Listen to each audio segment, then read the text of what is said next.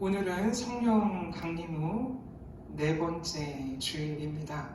지난주 말씀에 이어서 마가복음 4장 말씀 35절에서 41절 함께 보며 은혜 나누겠습니다. 지금으로서는 언제가 될지 장담할 수는 없지만 제게 꼭 해보고 싶은 일이 있는데 그 일은 성지 순례예요. 성서 현장 탐방? 이렇게 좀 풀어서 이야기할 수 있겠죠. 이렇게 성서 현장을 직접 가볼 수 있다면 가보고 싶은 곳이 있는데 그 곳이 바로 오늘 말씀의 배경인 갈릴리 호수, 갈릴리 바다입니다. 지도상으로 보니까 이스라엘 북부에 갈릴리 바다가 위치하고 있고 또 이스라엘에 사용하는 물, 그 물의 3분의 1을 공급하는 그런 생명줄기라고 하더라고요. 헬몬산에서 흘러 내려와서 요단강을 거치고 그 물이 모여 있는 곳이 이 거대한 호수인 갈릴리다 이렇게 되어 있습니다. 갈릴리 의미가 둥글다라는 의미를 갖고 있대요. 그래서 높은 곳에서 이 호수를 내려다보면 둥그스름하고 마치 그 다윗 왕이 즐겨 연주하던 수금, 이 수금하고 닮았다고 해요. 이 수금을 히브리어로 키노르라고 하는데 그래서 이 성경의 이 갈릴리 호수 이름이 구약에서 긴네렛이라고 나오거든요. 지금은 키네렛이라고 하고 있고요. 이 키노르에서 이 말이 유래되지 않았을까? 구약에서는 긴네렛 바다, 신약에서는 게네사렛, 디베랴 이렇게 여러 이름으로 이 갈릴리 바다를 부르고 있습니다. 갈릴리 호수가 엄청 크대요. 그래서 둘레가 53km 정도 되고 남북으로는 21km, 20km 또 가장 폭이 넓은 그곳은 11km, 10km 이 정도 된다고 하더라고요. 그래서 면적이 166제곱킬로미터래요. 이게 감이 잘 안 가는 크기인데 엄청 크기 때문에 호수를 바다라고 부르는 그런 이유도 있겠죠. 그리고 흥미로운 점은 이 갈릴리 호수의 그 수면이 보통 해수면보다 거의 200m 낮게 위치하고 있대요. 그래서 이런 지형적 특성 그리고 기본적으로 그 물에서 낮과 밤의 온도차, 높은 헐몬산에서 내려오는 그런 찬 공기와 그 갈릴리 바다의 높은 그런 온도 이런 것들, 온도 기온차로 인한 공기 간의 부딪힘, 충돌로 이런 오늘 말씀과 같은 큰 광풍이 일어나곤 했다고 되어 있어요. 오늘 말씀뿐만이 아니죠. 마가복음 6장 그 마지막 부분에서도 이 갈릴리 호수를 건널 때 풍랑을 만난 사건이 기록되어 있죠. 그래서 이걸 과학적인 이유로도 이 갈릴리 호수에서는 이런 큰 바람이 일 수 있구나를 우리가 이해할 수 있습니다. 이 갈릴리 호수를 또 둘러싼 그 지역들이 예수님께서 주로 말씀을 전하던 곳이었어요. 나사렛도 있고 가나도 있고 가버나움도 있고 벳세다도 있죠. 그래서 이 갈릴리 바다 그리고 이 갈릴리 바다 인근이 예수님의 사역에 있어서 중요한 부분인 것을 우리가 깨달을 수 있습니다. 그래서 이 갈릴리 바다를 제가 꼭 가보고 싶은데 이 바다에서 1년에 한 번 일어나는 행사가 있더라고요. 수영대회가 있어요. Sea of Galilee Swim이라는 대회고 일명 키레넷 크로싱이라는 거예요. 그래서 그 갈릴리 호수를 건너는 대회인데 1954년부터 이 대회가 개최됐고 지금 60여 회 정도 이루어진 거죠. 보통 한 10,000명 정도 참가한대요. 그리고 한 100m 정도 그 출발지에서 바다까지 걸어가야지 수심이 이제 수영할 수 있는 그 정도 깊이가 된다고 하고, 코스가 한 뭐 1.5, 한 3.5, 뭐 그 정도, 그 두 가지 코스 정도, 총 한 5km 정도를 이렇게 나눠서 뭐 수영에 자신 있는 사람과 조금 수영에 자신 없는 사람이 참여할 수 있도록 이렇게 나눠져 있고요. 그래서 뭐 특별한 출발 신호 없이 오전에 출발해서 도착 지점에 닿으면 된대요. 그리고 뭐 200m마다 쉼터도 있고, 참가비는 90세겔이래요. 뭐 환율로 따지면 한 3만 원 그 미만 되는 것 같아요. 제가 여기 꼭 참가해야겠다 생각하고 자세히 알아본 그 티가 나죠. 문제는 수영을 못해요. 제가 수영 먼저 배워야지 이렇게 갈 수 있더라고요. 올해는 10월 2일 토요일 날 이 수영 대회가 열린대요. 그래서 뭐 올해는 뭐 불가능하겠지만 언젠가 1년에 한 번 열리는 이 갈릴리 호수를 횡단하는 이 수영 대회에 한번 참여해 보고 싶은 그 새로운 꿈이 생겼습니다. 오늘 말씀은 이렇게 갈릴리 호수에서 예수님과 제자들이 함께 경험했던 일이 그려져 있죠. 정말 역사적 사건이구나 생각할 수 있는 게 아주 구체적인 그런 면면들이 이야기되어 있어서 이곳에서 실제로 이 일을 경험했던 사람이 이 이야기를 하고 있구나라는 것을 우리가 느낄 수 있죠. 그리고 이 말씀은 결국 예수님이 누구이신지, 예수님께서 하나님의 아들이시구나 라는 것을 우리에게 이야기하고 있고요.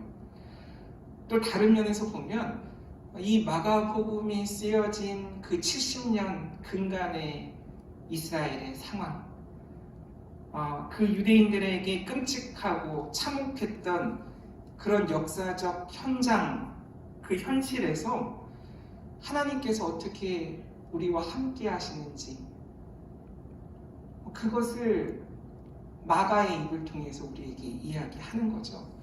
결국 마가의 신앙 고백이 오늘 본문에도 담겨 있습니다. 결론을 먼저 이야기하면 이게 바로 임마누엘 신앙이에요.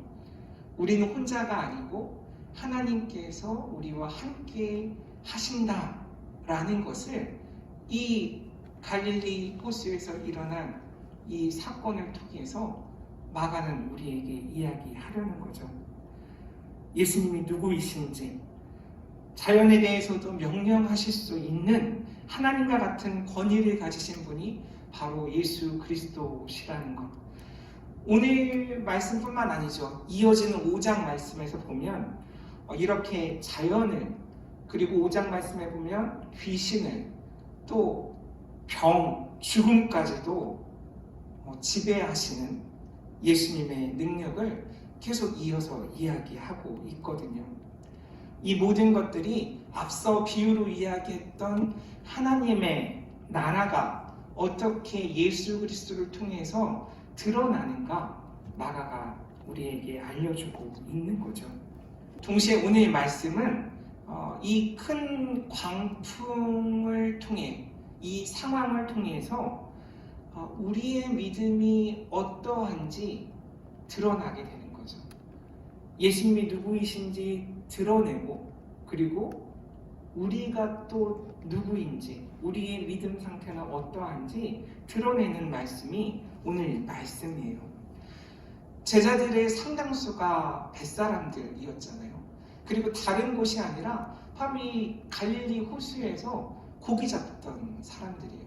지금도 갈릴리 영상을 보니까 어부들이 조업을 하는데 정말 큰 물고기, 그 갈릴리에서만 사는 물고기도 10여 종이고 거의 한 40여 종이 그 갈릴리 바다에서 산대요. 근데 정말 월척이더라고요. 한 마리 한 마리가 정말 팔뚝만한 그런 물고기들을 그날 그 영상 찍은 날 유독 150여 마리 잡았더라고요. 그래서 갈릴리 바다에서는 이렇게 항상 150마리씩 잡는구나. 성서에 153마리 물고기 이야기가 나오는 것처럼 그런 유머를 던지시는 내용을 봤는데 지금도 그렇게 물고기들을 잡고 있죠. 이 예수님의 제자들이 베테랑 어부들이었는데 그들에게도 죽음의 공포가 엄습하는 상황이었던 거죠. 우리에게 적용해 본다면 가장 익숙하고 잘하는 일에서 그런 현장에서 맞이한 큰 광풍과 같은 상황, 그 문제 때문에 죽을 것 같다라고 느끼는 그 혼란과 공포, 그것을 맛보는 상황이라 할 수 있겠죠. 이때 예수님이 누구이신지 뿐만 아니라 나는 어떤 믿음을 갖고 있는지 드러나게 된다라는 이야기를 오늘 말씀을 하고 있어요. 그 믿음이 어떻게 드러나는가? 그것은 예수님과 우리의 관계를 통해서 그 믿음이 드러날 수밖에 없다라는 이야기를 하고 있는 거죠. 그래서 오늘 이 예수님과 제자들, 예수님과 우리들 사이의 관계, 그 믿음에 대한 이야기를 드리려고 해요. 첫 번째는 그날이라는 표현이에요. 오늘 말씀이 35절에 그날 저물 때라고 시작하고 있잖아요.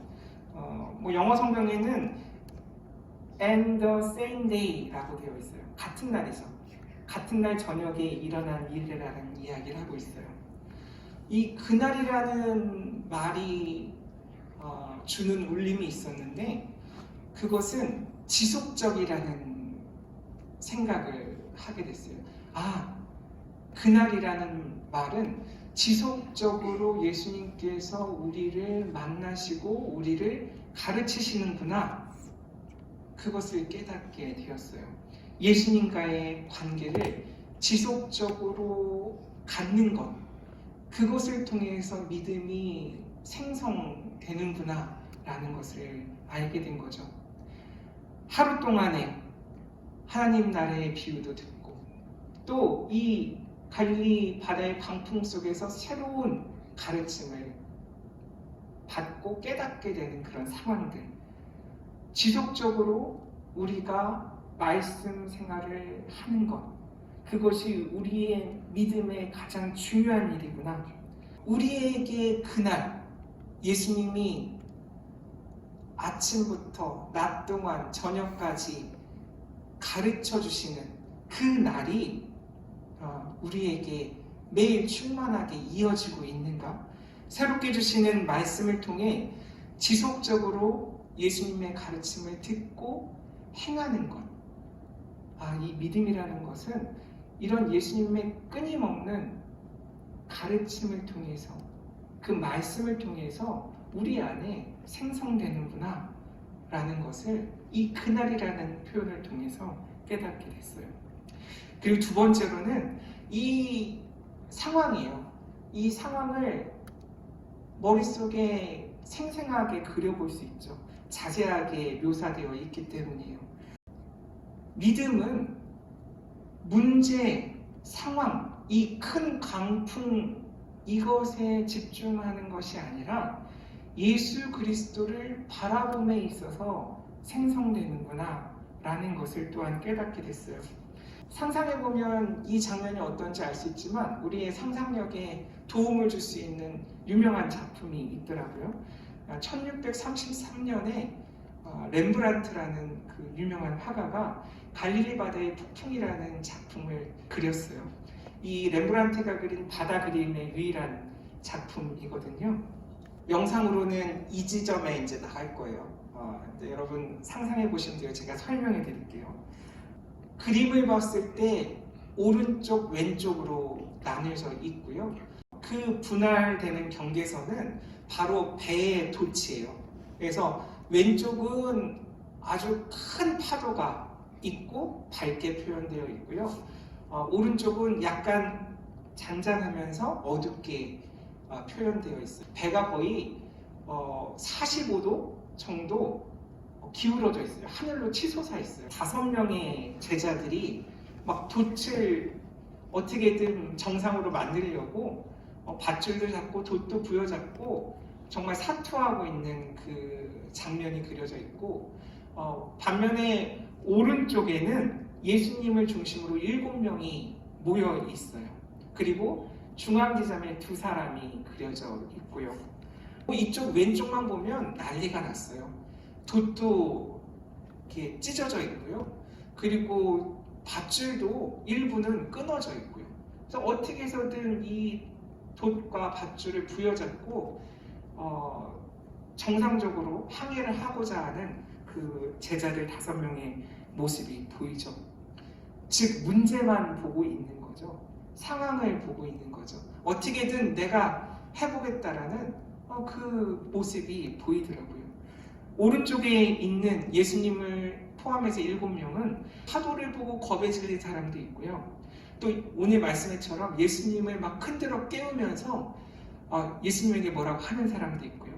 또 그 옆에는 팔을 벌리고 지금 상황이 어떤지 그 예수님께 설명하는 사람도 있어요.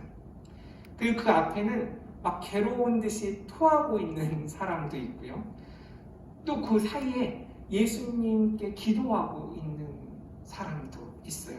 그리고 예수님 뒤편에는 키를 잡고 있는 사람이 그려졌는데, 이 사람도 표정을 알 수 없는데 평온한 것 같고 정말 아무 일도 일어나지 않는 것처럼 키를 잡고 예수님을 바라보고 있더라고요. 자기 일을 묵묵히 하면서 예수님을 바라보는 사람, 그리고 예수님께 기도하는 사람, 그 2사람을 렘브란트가 이야기하고 싶었던 것이 아닌가라는 생각을 해보고요. 그리고 배 중앙 지점에는 배에 들어온 그 바닷물을 퍼내려고 애쓰는 사람이 있고요. 자, 이렇게 되면은 총 인원이 14명이거든요. 중앙에 2명까지 하면 예수님 제외하고 제자들 12명. 그리고 1명이 더 있는 거예요. 그 중앙에서 물을 퍼내고 있는 사람 옆에 한 손으로는 밧줄을 잡고 한 손으로는 자기 모자를, 바람이 날릴까봐 모자를 붙잡고 우리를 쳐다보고 있는 파란 옷을 입은 사람이 등장해요. 그래서 많은 사람들이 이 사람이 렘브란트 자신이 아니겠는가 라고 이야기하죠. 그래서 마치 그런 재난 현장에서 특파원으로 나가 있는 그 모습을 그리는 것 같아요. 결국 너는 누구냐? 라고 묻고 있는 거죠.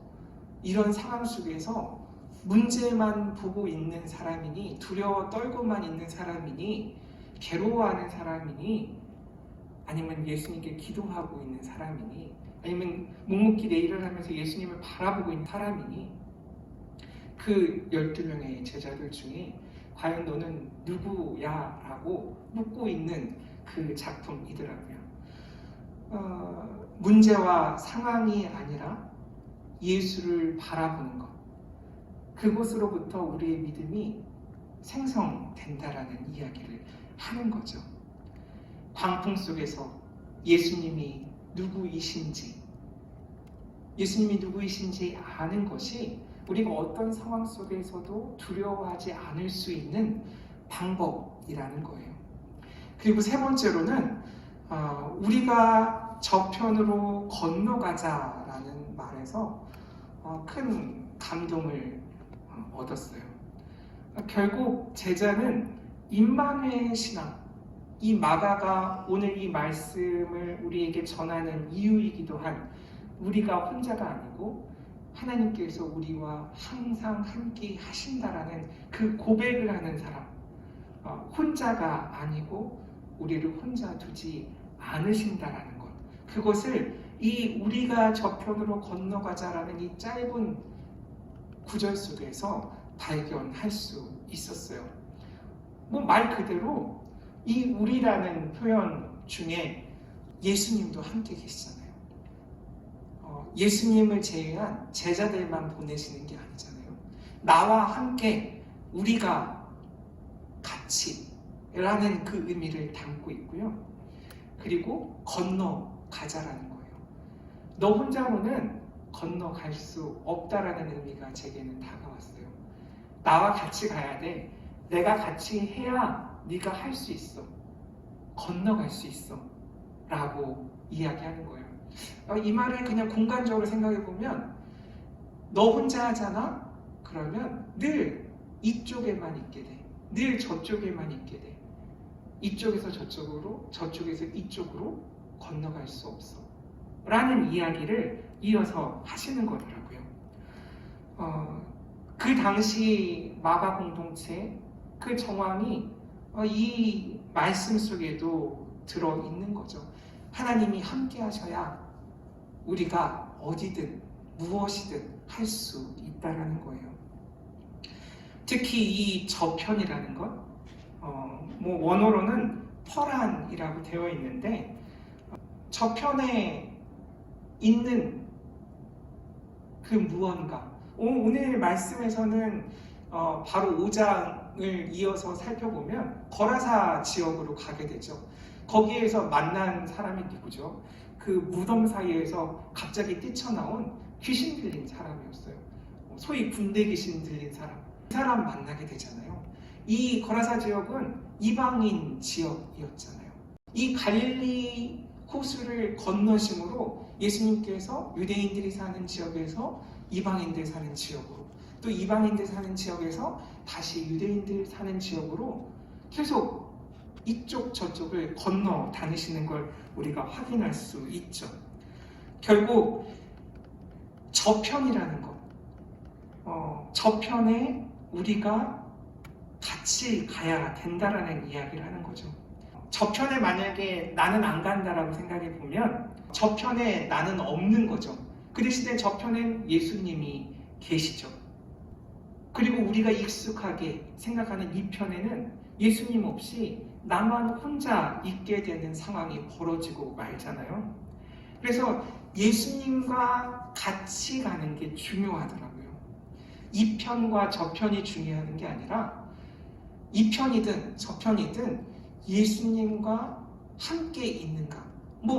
이런 표현이 어떨지 모르겠지만 이 편, 저 편이 아닌 예수님 편, 그 이야기를 하고 있어요. 그래서 건너야 되는 거예요. 예수님과 함께. 그것이 우리의 믿음이더라고요. 익숙한 이 편을 떠나서 예수님과 함께 저편으로 가는 것, 또 그 저편에서 예수님과 함께 이 편으로 오는 것, 그것이 믿음이라는 이야기를 하고 있어요. 이게 예수님께서 하셨던 사역이죠.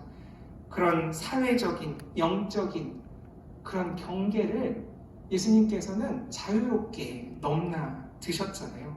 부적절한 사람들과 함께 먹고 마시고 때로는 안식일법을 어기시기도 하고 그들이 아프면 고치셨고 여러 가지 방법으로 그 당시에 많은 사람들이 갖고 있는 가치관, 우리식으로 표현하면 편견이라 볼 수 있는 그런 여러 가지 규칙들을 깨시면서 이 편 저편으로 예수님께서 자유롭게 경계를 넘으셨던 것. 그래서 예수를 막을 수 있는 것은 아무것도 없다. 예수님을 그 무엇도, 그 누구도 막을 수 없다라는 것. 예수님이 하나님의 아들이시라는 것을 이 표현으로도 발견할 수 있는 거죠. 그리고 이 이야기 끝에 정말 저분은 누구이시지? 라고 서로 이야기하는 사람들이 등장하죠. 믿음은 이렇게 서로 나누는 가운데 조금씩 생성된다는 것을 깨닫게 됐어요. 나에게, 우리에게 어떤 일이 일어났는지 말하는 그 과정, 이것이 바로 오순절 성령 체험을 한 사람들의 특징이죠. 예수님이 누구이신지 묻고 답하는 것을 나 스스로뿐만 아니라 서로 함께 하는 거죠. 그래서 누구이신지, 예수께서 누구이신지 묻고 답하면서 예수님께서는 이러시구나 라는 것을 깨닫고 고백하는 순간이 바로 회개인 거예요. 두려움이 믿음으로 바뀌는 순간이 회개인 거고, 앞서 말씀드렸던 표현대로라면 나의 모든 생각이 변화되는 그 순간이 바로 예수님이 누구이신지 알게 되는 그 순간, 믿음의 순간이면서 회개의 순간이라는 거죠. 그 이야기를 하고 있어요. 말씀을 정리할 텐데요. 오늘 말씀을 보면서 여전히 상황 때문에, 여러 문제 때문에 이렇게 제자들처럼 두려워하고 있는 제 자신을 발견하게 됐어요. 예수님께서 나를 혼자 두지 않으신다는 것, 예수님께서 우리와 함께 하신다라는 것, 그것을 오늘 말씀을 통해 다시 한번 깨닫게 됐어요. 상황과 문제가 아니라 예수를 바라보는 것, 그것이 우리에게 중요하다는 것.